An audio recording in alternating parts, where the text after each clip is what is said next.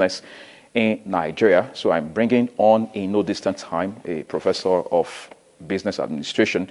Together we'll be looking at all of these very all-important issues together. But quickly, let's bring you to speed as to some of the basic things that have happened in the world of business in the course of the week, not just in Nigeria, but even beyond our shores. Now, we're starting out with one that has to do with the president, who apparently are aware of present harsh economic realities prevalent in the country. President Muhammadu Buhari has said his government is taking pragmatic steps to cushion the effect on Nigerians, assuring that there were better days ahead. He also said the federal government, under his watch, was creating the necessary infrastructure to make agriculture attractive to foreign investors. President Buhari stated that the government would continue to invest in human capital development, and we're hoping that promise comes through as quickly as possible. Obviously, these are trying times for the CBN governor, because in recent times, one of the biggest news about him has been the one about his sack, his removal. Of course, there's also been a line of kind of opposition to that, saying that asking that the CBN governor be removed is something that is completely irrelevant to the economic challenges we are dealing with as a country. But a civil society organization, the Advocacy for Societal Rights Advancement and Development Initiative, has reiterated its call for the removal of the governor of the Central Bank, talking about Mr. Godwin Emefiele, by President Muhammadu Buhari. The group, which had earlier called for Emefiele's sacking, based its decision on the allegation of abuse of office and betrayal of public trust, which has been leveled against the Central Bank of Nigeria governor. And let's see how that plays out, really. But I think the ideal thing has to be done, because in the final analysis, people want to know exactly what's happening with the dollar, the naira to dollar rates. And of course, people also want to see the economy become better by the day, with little or no politicking in between. Now, a piece of not so good news. The consultant to the National Information Technology Development Agency, Mr. Abdul Hakim Ajijola, has said Nigeria is losing about 89.55 billion naira annually to computer and internet-related fraud. Quoting the United States Center for Strategic and International Studies and information security firm McAfee, a subsidiary of Intel, which puts Nigeria losses to cyber crimes at 0.8% of the nation's gross domestic product, Mr. Ajibola said the country's annual losses were equivalent to the value of its booming cement industry. In 2014, for instance, fraudsters made 1,461 attempts to steal 7.8 billion naira. However, they only succeeded in stealing about 6.2 billion naira. Now, quickly to another story, this time to the aviation sector, where in an effort to improve efficiency and render better services to the flying public, the Federal Airports Authority of Nigeria, FAN, has said that it is seeking private investors for the development of infrastructure across the nation's airports. The managing director of FAN, Mr. Saleh Dunoma, said FAN was willing to partner genuine investors in a mutually beneficial relationship on airport projects, and was open to discussions for collaboration under the private-public partnership (PPP) model. He informed would-be investors that the airport investment principle would focus on delivering excellent customer-centric services, adding that projects must be designed to align with this vision. And now quickly to the 2016 budget issue. Contrary to the claim by the National Assembly that it had concluded work on the 2016 budget last week, the legislature was still putting finishing touches to the document, lending credence to the growing suspicion that Nigerians would have to wait for a few more weeks before work is concluded on it and signed into law by President Muhammadu Buhari. And now to the real issue, the issue that Nigerians are so concerned about right now, which is the availability of petroleum products, specifically fuel. The Minister of State for Petroleum Resources, Dr. Ibe Kachuku, and members of the Independent Petroleum Marketers Association of Nigeria, IPMAN, have reached an agreement which would see IPMAN play a major role in the distribution of petrol to the hinterlands and state capitals in Nigeria. The General Secretary of IPMAN, Mr. Danladi Pasali, said that part of what was agreed at their meeting included Dr. Kachuku's acceptance to grant fuel import allocation licenses to IPMAN members with capacity to import petrol, improve petrol supplies to IPMAN-operated filling stations, as well as provide credit facilities. Let's see what the CBN is actually doing at this point to improve on the economy in the area of some stringent regulatory measures. Now, due to its new monetary policy drive, the Central Bank of Nigeria, CBN, may be pulling up to 1 trillion naira from circulation in the economy through the banking system in the first month of its new monetary policy. Already, 525 billion naira has been pulled out, while additional 219 billion naira is slated to be pulled out next week, just as banks' treasury executives said they were preparing their treasury plans for more mop-ups, estimated to be up to 300 billion naira within the next 3 weeks. The Apex Bank had last week announced a reversal of its expansionary monetary policy, which it had run for 8 months, in favor of contractionary measures under which the monetary policy rates.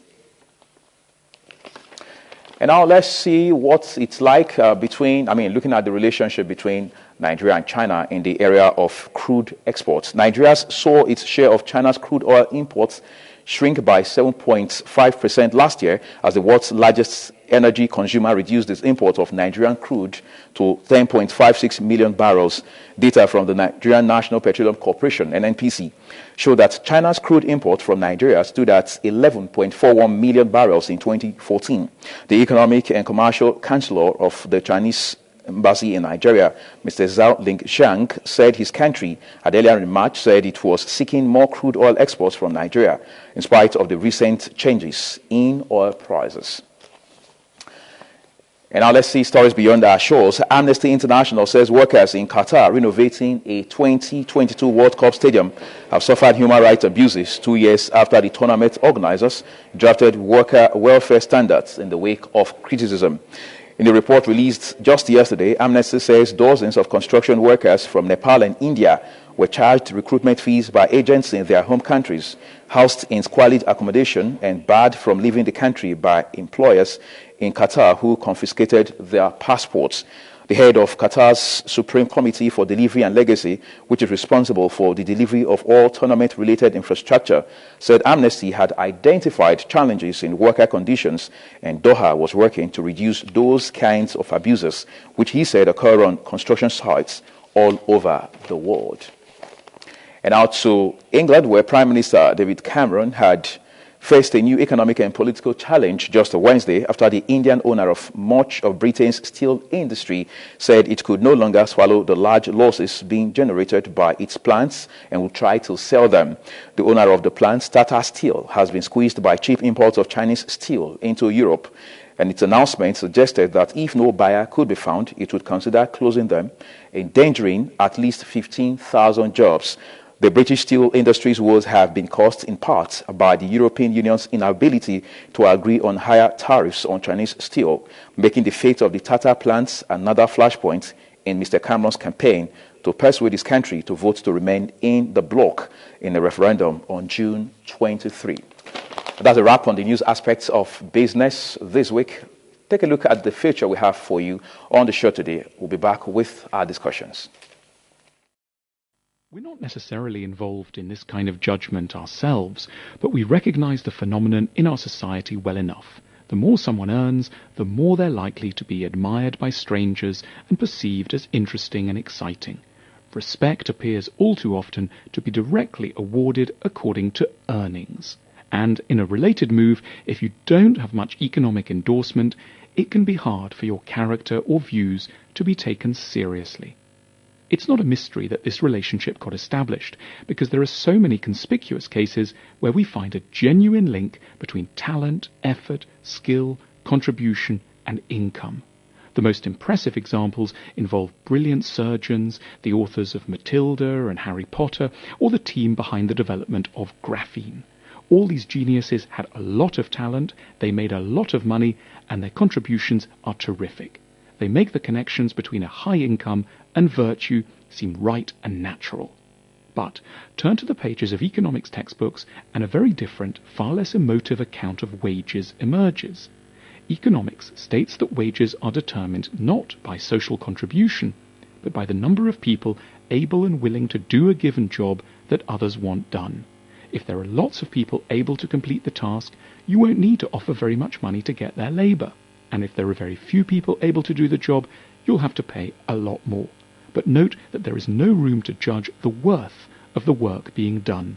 The determinant of wages is just the strength of demand in relation to supply. Taken in one direction, this explains the high salary of a hitman, a person who can, for the most exacting and difficult missions where the target possesses private guards and is protected by triple glazed security glass, extract an early 7-figure sum, simply because almost no one on earth is capable of carrying out such a complex maneuver. Taken in the other direction, the same theory of wages explains the salary of the modern hospice nurse, charged with accompanying people through their last days, a task as meaningful as one could imagine, yet whose yearly salary is a tiny fraction of the murderer's stipend. In neither case do the wages have any connection to the contributions being made. It simply has to do with how many people are capable of carrying out a task and how much demand there is for it. It so happens that in our society, some really wonderful qualities like consideration, sympathy, and hard work are actually rather widespread, which has a deeply paradoxical consequence. You can employ someone with astonishing qualities and get away with offering them pretty much nothing at all.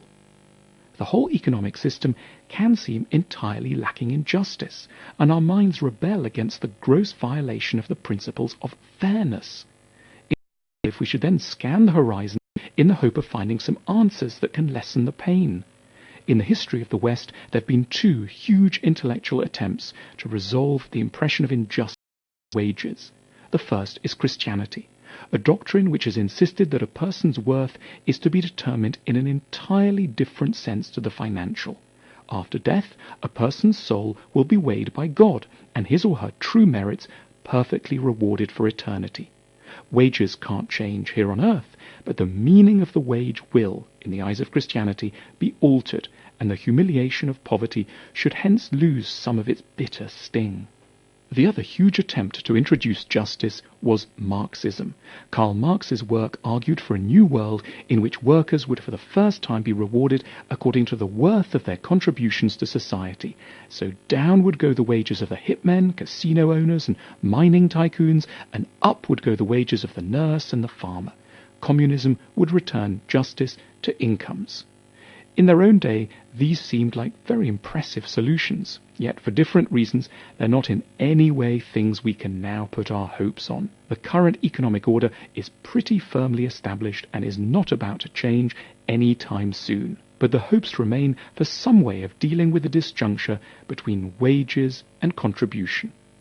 It may be an odd place to look, but the most immediately usable solution to the situation may lie in a really unexpected place: the walls of an upper gallery in the Wallace Collection in London's Manchester Square, home to a small painting called The Lace Maker by a little-known German artist called Caspar Netscher, who painted it in 1664. We've caught the lace maker in what looks like a quiet mid-afternoon. She's concentrating on a difficult task, carefully threading her needle.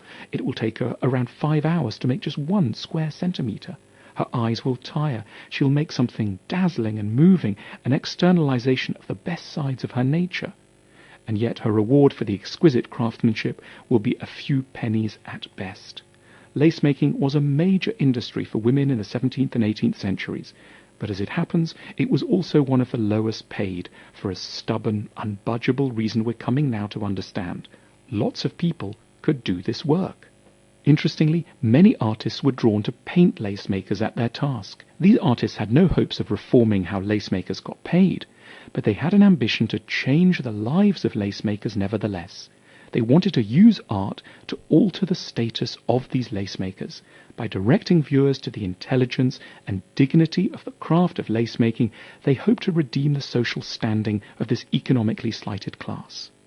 What the artists were doing with lace makers reflects a general capacity of art to redraw what we think of as prestigious and to return proper appreciation for what certain people, especially those deemed marginal by the dominant social hierarchy, are and do. Sadly, for all the status we accord it, art is actually a pretty small thing in the world. But the move that art has made needs to and can be redeployed on a much larger scale. Art is a mechanism for appreciation, which is particularly adept at the close study of the ways in which an individual might be deserving of tenderness, sympathy, and admiration, and yet neglected by the wider world. The goal of art is to increase the amount of dense and accurate information about people's jobs so that we can stop using mere wages as our measuring rods. Once we get to know people well, in art or otherwise, the state of their bank balance invariably declines a little, and what they're really bringing to their tasks starts to emerge, along with a fairer way of distributing honour and respect. Well, thank you for staying with us on Business This Week on Independent Television. Our first discussion this afternoon on the program focuses on the challenges associated with doing business in Nigeria. And I'm going to be discussing this and the following topic of discussion with a professor of business administration, Anthony Ejewere. Thank you for joining me on the show. Thank you very much. Excellent. Let's start out from looking at the peculiarity of the Nigerian environment in terms of doing business. I mean, we're talking about attracting foreign direct investment. That's on the one hand.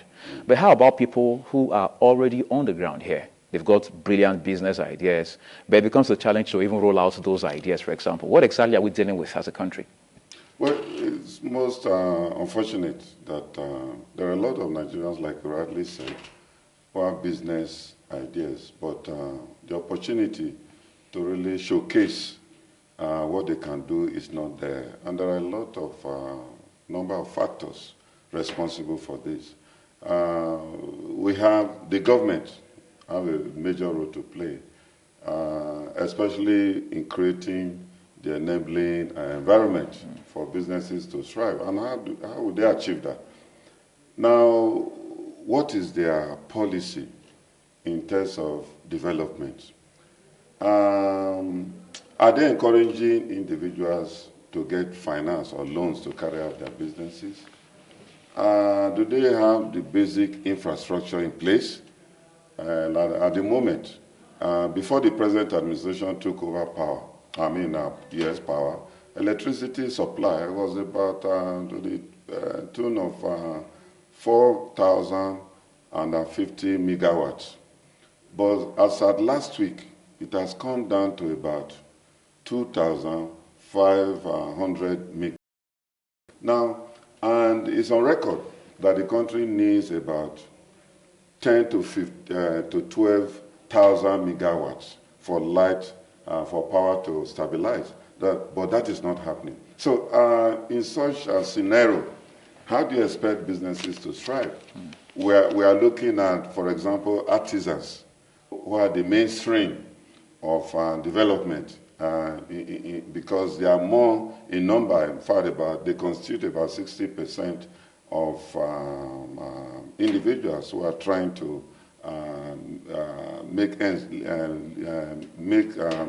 meet up with their means of living.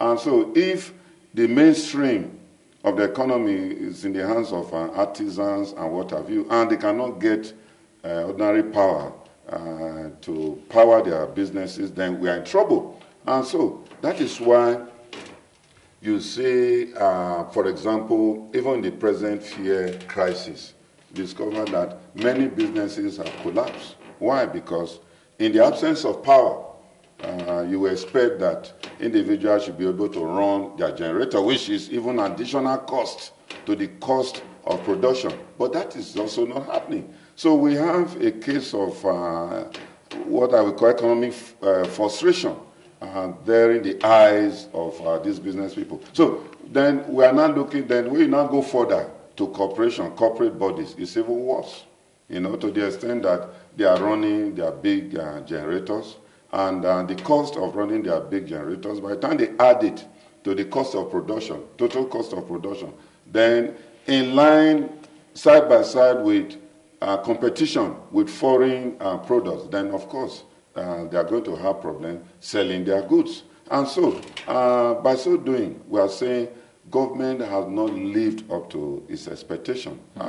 Just look at the budget. We know budget is a source of income for many businesses, ministries, and what have you. And if we are in April, budgets have not been signed by the president, then I just wonder how you expect the economy to thrive. So all these are indicators. Then besides the fact that we have security reasons, whereby our roads are not too good, so armed robbers will go and hang around the part of the roads that are bad and, invade all these vehicles who are doing one business or the other and all that. So it's a problem. Or where armed robbers are attacking banks, which were, especially in the rural areas, which we are aware. And so it kills the spirit of business. So I think if you look at the business environment at the moment, it's very, very unfriendly. Very unfriendly. Let's look at something you mentioned while you were doing all of the narrative. Yes. You mentioned access to funding, startup capital especially. Yes. One would have thought with initiatives like the BOI, Bank of Industry, Yes. Bank of Agriculture, Bank of this, Bank of that,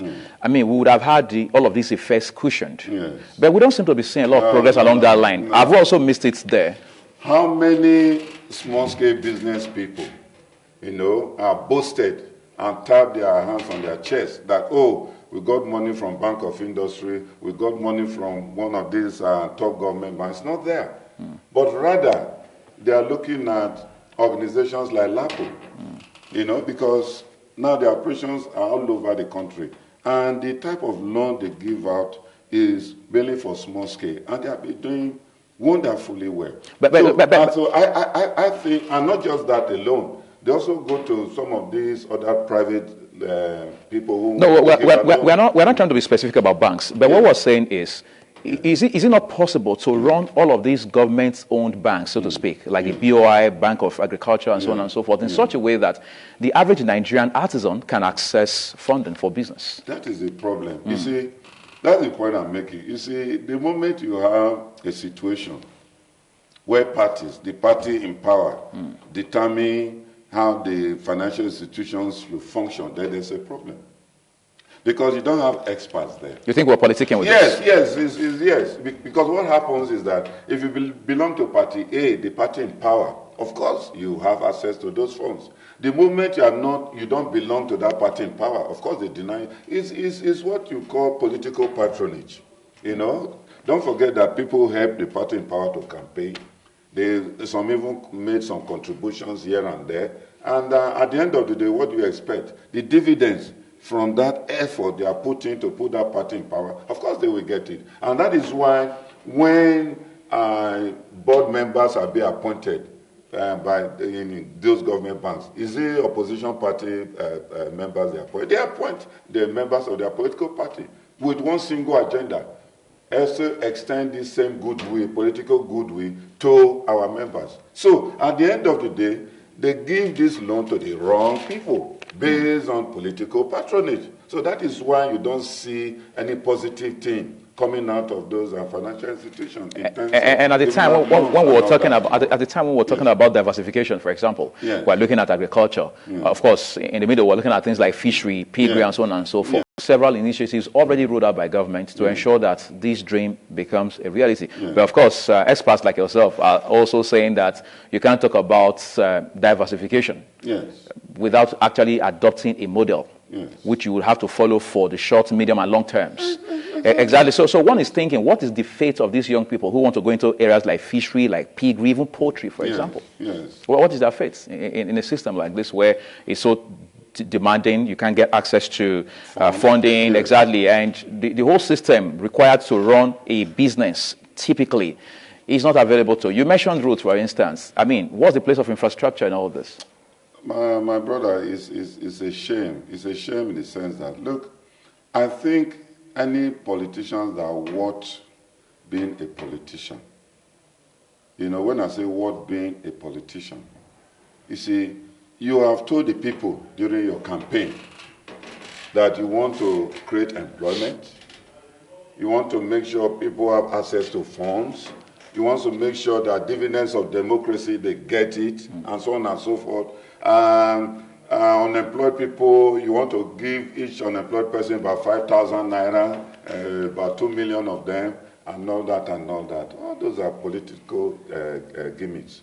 But what we are saying is that a true politician should know that he's there to represent the interests of the people. And therefore, he should avoid politicking. And put people, you see, you have to put experts there that don't, they don't necessarily have to be members of your political party. You see, by the time you recruit experts into very sensitive positions like finance, for example, central bank, for example, agric, and some of these institutions that you know whatever is coming from there would be for the interest of the masses. But is that what we get? The answer, of course, is no. And so, when you expect that some of these financial institutions should do something to protect the interests of Nigerians, for example, those who genuinely need loan to be able to expand their business or go into their businesses, the opportunity is not there. Now, even if federal government as a deliberate policy says, okay, there should be loan for artisans, for low-income earners, small-scale business, and all that. Who is there? Who is the person? Who is the chairman? Who is the managing director that will give her that loan? He is a member of the ruling party. So he also goes there and says, who are our members? Come, this opportunity for we are work to, this opportunity for us to. So they give the loans to the wrong people. And so all these artisans and the rest, they are now helpless. So what do? They go to friends, family members, they go to these local money lenders, and they go and So what exactly should we be doing at this point, specifically to ensure that we get ourselves out of these doldrums? Yes, it's most unfortunate. I think government should know that they are government of the people and for the people. And in view of that, they have to come up with a blueprint, economic blueprint, okay, financial blueprint. Bring experts together, irrespective of You think we're not bringing enough experts already? Yes, irrespective of their political lineage. It's not recently. The President Buhari is talking about, he now wants to convey, economic conference to articulate Nigeria. Is this the time? Is that late now? Is that late? Of course, it's something that you ought to start right from day one.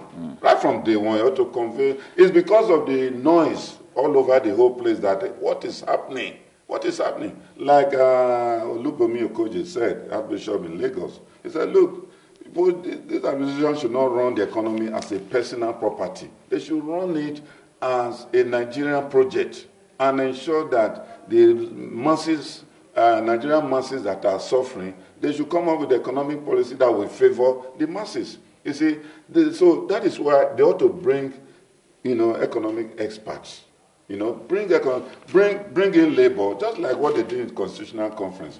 Bring in labor, bring in economic expert, bring in other expert, agricultural expert, bring experts in.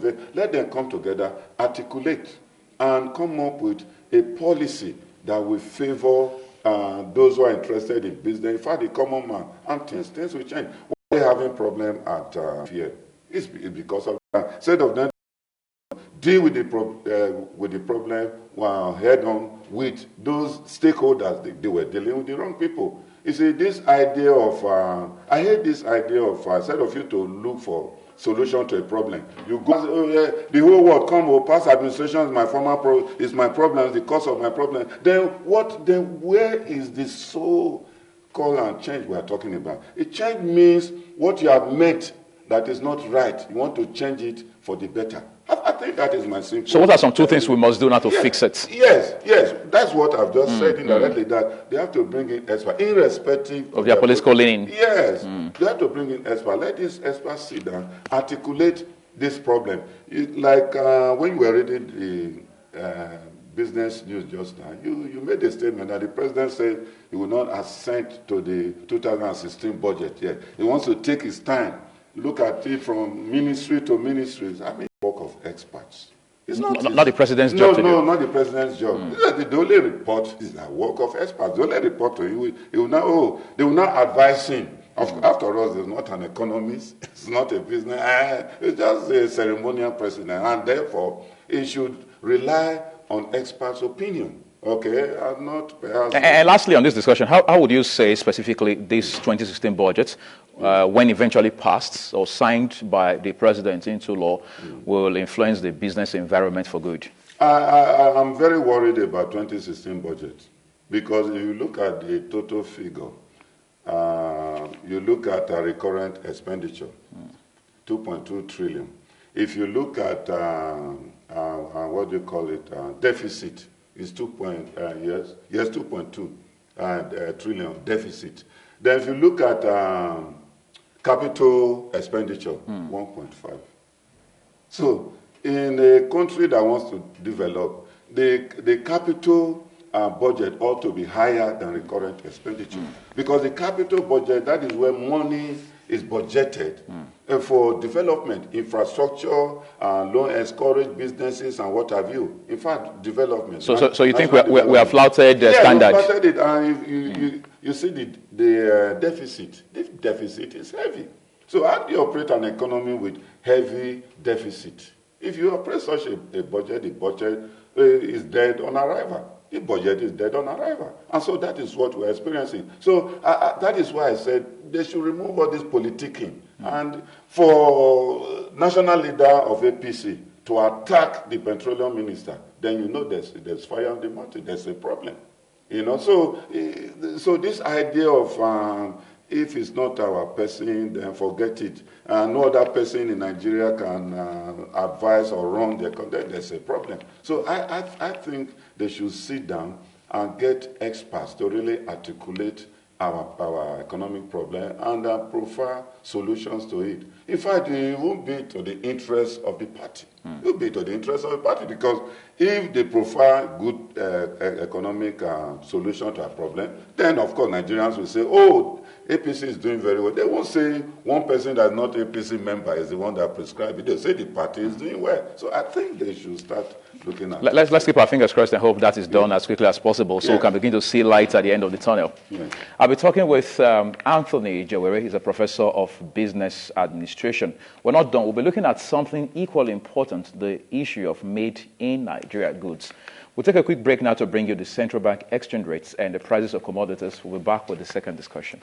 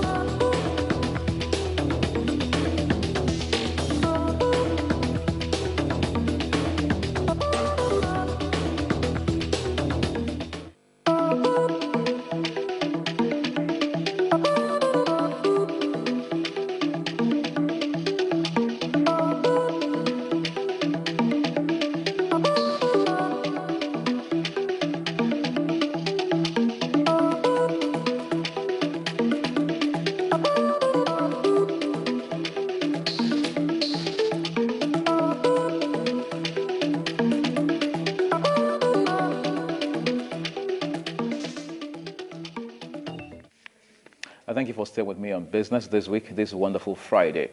If you followed the news recently, you probably would have noticed how that the Senate President, Dr. Bukola Saraki, has taken so personal the issue of made in Nigerian goods. In fact, at a trade fair in Aba, he also talked about how that the Procurement Act would have to be altered in such a way that it will also power the idea behind made in Nigeria goods. But it raises the question of whether this is talk as usual, or this is an effort to ensure that we walk the talk. Are we walking the talks made in Nigeria goods? Yes, made in Nigerian goods, well, it's merely very, very unfortunate that Nigerians don't love products that are made here. But at the same time, you will not blame the average Nigerian for that. If you look at most of the products that are made here, they are not up to standard. But I won't, that's why I say some. Some are not up to standard. You look at the textile industry, for example, you discover that to some extent they are living up to expectation. But the products are not rolling out. They are not rolling out in the sense that the enabling environment where they will import, because manufacturing in Nigeria is import dependent. It's seriously import dependent. So if the foreign exchange, the rate of foreign exchange is high, that kills whatever they are importing. And as a result, it affects whatever they are rolling out from their various industries. So government again still comes in. Because if government doesn't have a good policy in terms of encouraging Nigerian industry to produce quality products, then there's a problem. Now, before I go further, I want to talk about the local content, because the local content is a very, very important aspect of made in Nigerian good. Now, a company can be producing in this country, and the local content is just 20%, maybe 10%. The remaining 70, 80% is imported. How can they continue? And the exchange rate to import the raw materials on the very high side, how do you expect them to survive? You know, that is why some of us are not surprised why some companies have relocated to neighboring African countries, because the cost of production is very, very high. You know, so saying the quality of made Nigerian goods is not just the fact that the companies don't produce quality or they don't want to produce quality, but it's the big companies, but it's the high cost of production. So when there's this high cost of production, what happens? Then the small industry, small and medium scale industry will now fill in the gaps. They are filling in the gaps. They don't have the capacity to produce quality products. So what you get is low quality products.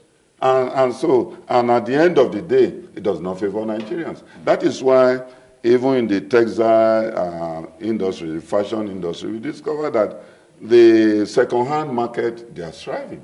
Why are they doing very well? Because even the used clothes are still seriously appreciated by Nigerians compared to the so-called new ones, in quote, that are sold in Nigerian market. Nigerians still prefer the locally, fairly used clothes, you know. And some of these boutiques you see there, they patronize fairly used clothes. Why? Because the quality, even though they've been used, the quality lasts. So I think it's time for government to really sit down and say, look, how do we encourage locally made goods? We have heard the former Minister of Information during Jonathan's administration, the NAFDAC, former NAFDAC woman. The late one. Yes, who died. Akonyele. Who died. And she, you know, to some extent, he tried to look at the fundamentals of why made in Nigerian goods not popular. Yeah. And she introduced this branding of a thing. You know, love buy Nigerian product, let's rebrand Nigeria and all that. Good people, great nation. Exactly, good people, great nation and all that and all that. To some extent, it was having some effect. But you see, those in government, they promote of they're doing it. If government officials, ministers and what have you, where do they do their shopping? Yeah, shopping. They do their shopping abroad. They want to go on holidays abroad. You know, even in the area of medicine, the same thing. In fact, what you call medical tourism. You know, they don't patronize our hospitals. You know, so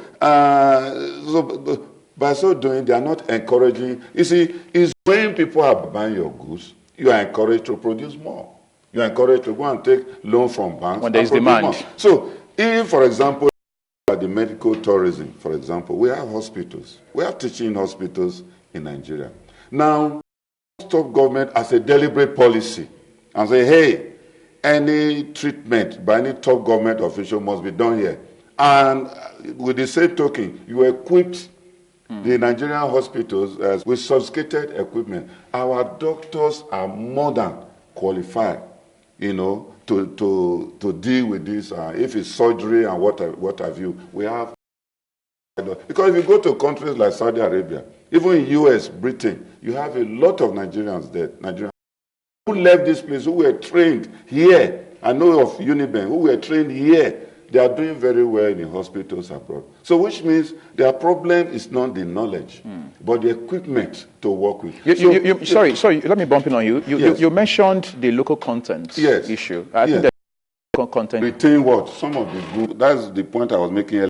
As an economic priority, national priority. The country must know its national priority. And how do you determine your national priority?